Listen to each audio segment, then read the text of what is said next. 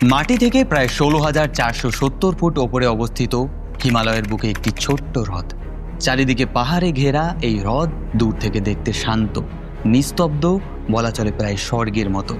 তবে সামনে গেলেই দেখা যাবে হ্রদের জলে লুকিয়ে আছে শত শত মানুষের কঙ্কাল।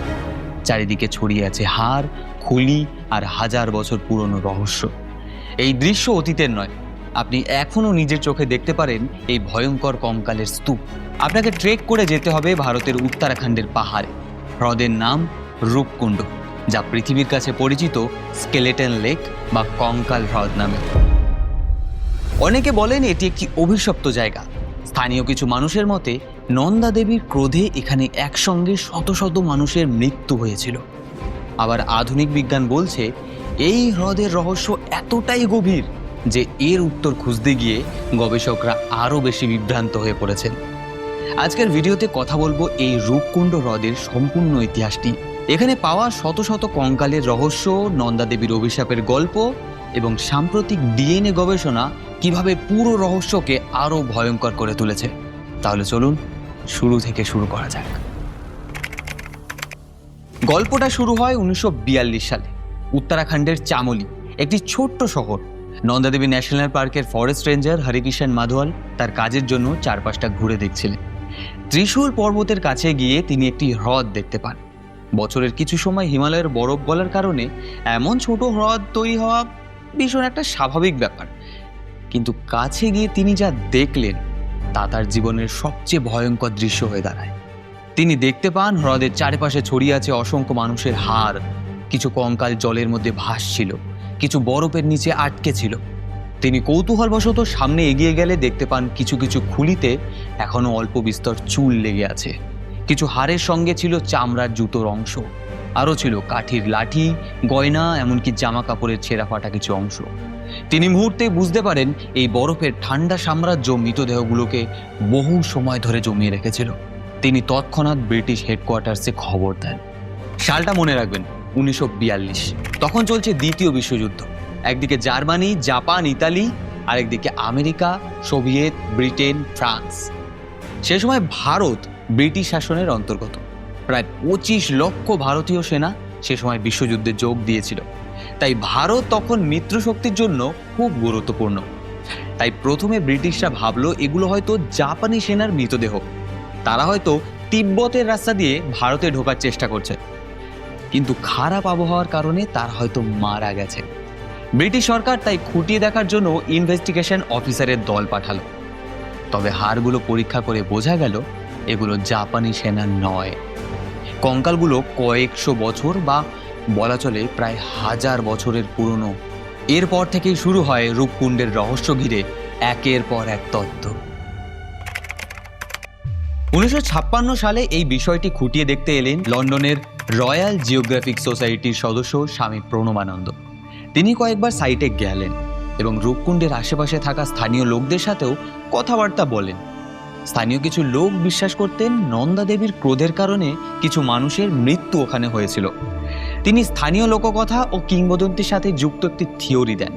তিনি বললেন এগুলো কনৌজের রাজা যশোধবলের তীর্থযাত্রী দলের কঙ্কাল।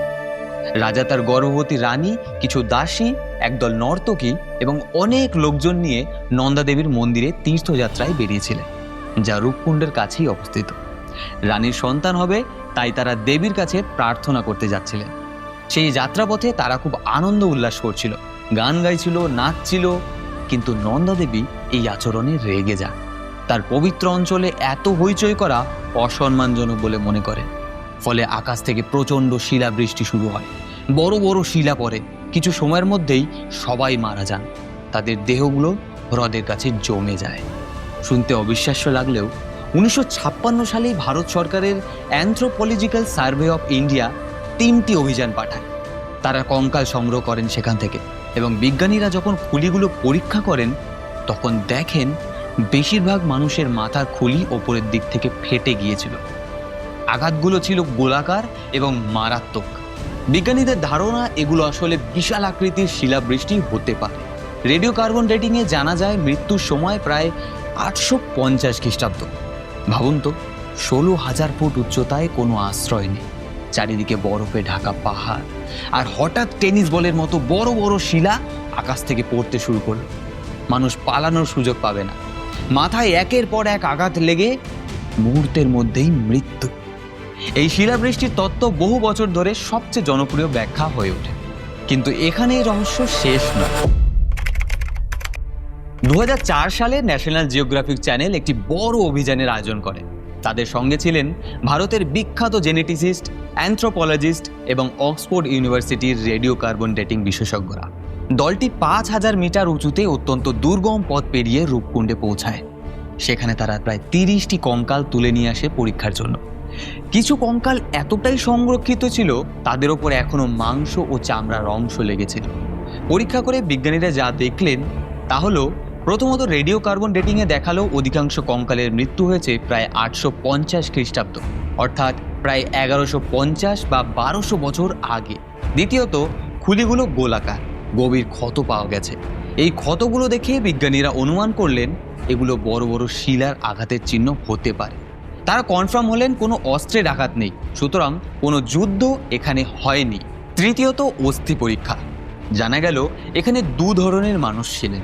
একদল লম্বা শক্তিশালী গঠনের, সম্ভবত সমতল ভূমির ব্রাহ্মণ বা উচ্চবর্ণের তীর্থযাত্রী। আরেকদল মাঝারি উচ্চতা, মাথার খুলিতে একটু অদ্ভুত অগভীর খাঁজ আছে, যা দীর্ঘদিন ভারী বোঝা মাথায় করে চললে যেমনটা হয় আর কি। সম্ভবত স্থানীয় পাহাড়ি পোর্টার বা বাহক বলা চলে। ডিএনএ পরীক্ষার প্রাথমিক ফলাফলে দেখা গেল প্রায় সবাই দক্ষিণ এশিয়ার মানুষ। এদের মধ্যে পুরুষ ও মহিলা উভয়ই ছিলেন। বয়সের ডিফারেন্সও ছিল, শিশু থেকে বয়স্ক সবাই ছিলেন। এই সব তথ্য মিলিয়ে বিজ্ঞানীরা তখন যে সিদ্ধান্তে পৌঁছালেন তা হলো, একটি বড় তীর্থযাত্রী দল নন্দাদেবীর মন্দিরে যাচ্ছিলেন। পথে হঠাৎ প্রচণ্ড শিলাবৃষ্টি শুরু হয়। কেউ পালানোর সুযোগ পাননি, সবাই প্রায় একসঙ্গে কয়েক ঘন্টার মধ্যে মারা যান।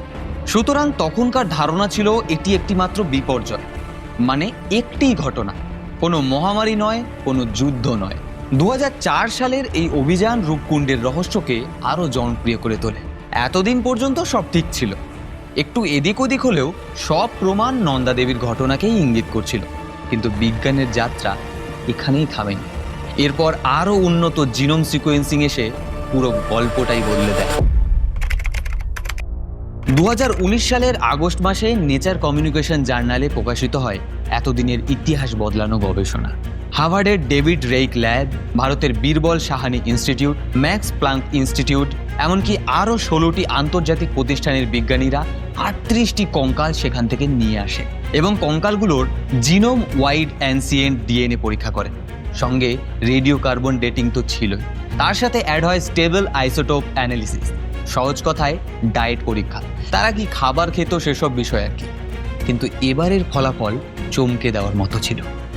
রূপকুণ্ডের কঙ্কালগুলো যেগুলো নিয়ে আসা হয়েছিল পরীক্ষা করার জন্য, দেখা গেল তারা 3টি সম্পূর্ণ আলাদা জেনেটিক গ্রুপের এবং তারা একসাথে মারা যাননি। তারা মারা গেছে 2 আলাদা সময়ে, প্রায় 1000 বছরের ব্যবধানে। প্রথম গ্রুপ দক্ষিণ এশিয়ার মানুষ, বর্তমান ভারতীয়দের জিনের সঙ্গে মিল রয়েছে তাদের। মৃত্যুকাল প্রায় 800 খ্রিস্টাব্দ। তারা বিভিন্ন সময়ে একাধিক ঘটনায় মারা গেছে, অতএব তাদের একসাথে মৃত্যু হয়নি। তাদের খাবার ধরন ছিল বিভিন্ন রকমের, কিছু C3, কিছু C4 উদ্ভিদ ভিত্তিক আর কি, যেমন জোয়ার, বাজরা, রাগি। তাদের মধ্যে পুরুষ মহিলা উভয়ই ছিলেন, বয়সের তফাতও ছিল একে অপরের মধ্যে। দ্বিতীয় গ্রুপ পূর্ব ভূমধ্যসাগরীয় মানুষ। তাদের জিন গ্রিস ও ক্রিট দ্বীপের আধুনিক মানুষের সঙ্গে সবচেয়ে মিলে যায়। মৃত্যুকাল প্রায় 1800 খ্রিস্টাব্দ। তবে এরা সম্ভবত একটি মাত্র ঘটনায় সবাই মারা যান। তাদের খাদ্য ছিল সম্পূর্ণ C3 ভিত্তিক, গম, বার্লি, চাল এরকম টাইপের। তৃতীয় গ্রুপ দক্ষিণ পূর্ব এশিয়ার মানুষ। তাদের জিন মালয় ও ভিয়েতনামি মানুষের সঙ্গে 82% ও 18% মেলে। এদেরও মৃত্যু হয় 1800 খ্রিস্টাব্দের সময়কালে। এই পরীক্ষার পর বিজ্ঞানীরা স্পষ্ট করে দিয়েছেন এখানে কোনো একটা বিপর্যয় ঘটেনি। কঙ্কালগুলো 1000 বছর ধরে জমেছে। এবার প্রশ্ন আসতেই পারে, যদি আলাদা আলাদাভাবেই মৃত্যু হয় সবার, তাহলে সব কঙ্কালগুলো এক জায়গায় কি করছে? উত্তর জানতে রূপকুণ্ড কোথায় অবস্থিত তা আপনাকে বুঝতে হবে। রূপকুণ্ডের চারিদিকে বড় পাহাড়, হ্রদটি একদম মাঝ বরাবর অবস্থিত। কোনো পাহাড়ের ওপর যদি একটা পাথরও খসে যায়, তাও কিন্তু রূপকুণ্ডের মধ্যেই এসে পড়ে। সুতরাং চারিপাশের পাহাড়ের যে কোনো জায়গায় যদি মানুষ মারা যায় তাহলে তার মৃতদেহ গড়িয়ে এই রূপকুণ্ডের মধ্যেই আসবে। আর এই এত কঙ্কাল একসাথে জড়ো হয়েছে একদিনে নয়, বছরের পর বছর ধরে। যেহেতু এত সংখ্যক কঙ্কাল একসাথে জমা হয়েছে, তাই দেখে মনে হতেও পারে যে এটি ভগবানের কোনো লীলা বা তার ক্রোধের ফল। তবে আসলে সবটাই প্রকৃতি। এই গবেষণা প্রমাণ করেছে যে আগের ধারণা ভুল। শুধু শিলাবৃষ্টিতে একদল তীর্থযাত্রী মারা যায়নি।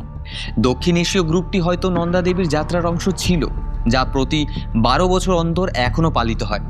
কিন্তু 1800 সালের ভূমধ্যসাগরীয় ও দক্ষিণ পূর্ব এশীয় মানুষরা কেন এই দুর্গম হিমালয়ে এসেছিলেন তার উত্তর কোনো ঐতিহাসিক দলিলে উল্লেখ নেই।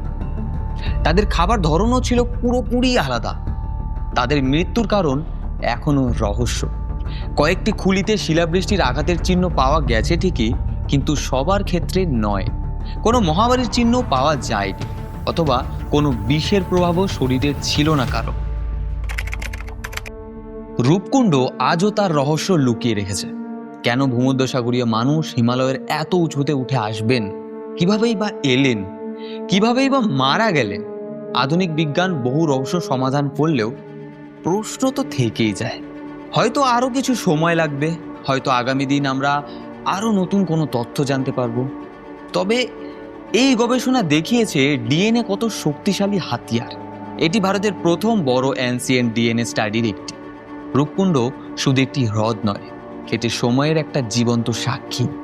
হিমালয় যেমন তার বুকে রহস্য লুকিয়ে রাখে, তেমনি বিজ্ঞানও একে একে সেই রহস্য উন্মোচন করে চলেছে। যদি আপনি কখনো রূপকুণ্ড ট্রেক করেন, মনে রাখবেন আপনার পায়ের নিচে হাজার হাজার বছরের ইতিহাস শুয়ে আছে। আজকের ভিডিওটা এখানেই শেষ করছি। কেমন লাগলো এই অজানা তথ্য জেনে কমেন্টে অবশ্যই লিখে যাবেন। আমার আপনাদের কমেন্ট পড়তে বেশ মজা লাগে। আর যারা নতুন আমাকে দেখছেন তারা সাবস্ক্রাইব বাটনটা প্রেস করুন, বেল আইকন বাটনটি প্রেস করুন, কারণ আপনাদের একটি সাবস্ক্রাইব আমাকে অনেক মোটিভেট করে এরকম ভিডিও তৈরি করার জন্য। যদি এরকম ভিডিও আরও দেখতে চান, এমন ইনফরমেটিভ ভিডিও, তাহলে সাবস্ক্রাইব করুন। আর কমেন্টে জানান আপনাদের কেমন লাগছে, আমার ইনফরমেশনে কোনো ভুল আছে কি না, বা আপনাদের মতামত জানাতে পারেন। দেখা হচ্ছে অন্য কোনো ভিডিওতে ইতিহাসের অন্য কোনো গল্প নিয়ে। ভালো থাকবেন।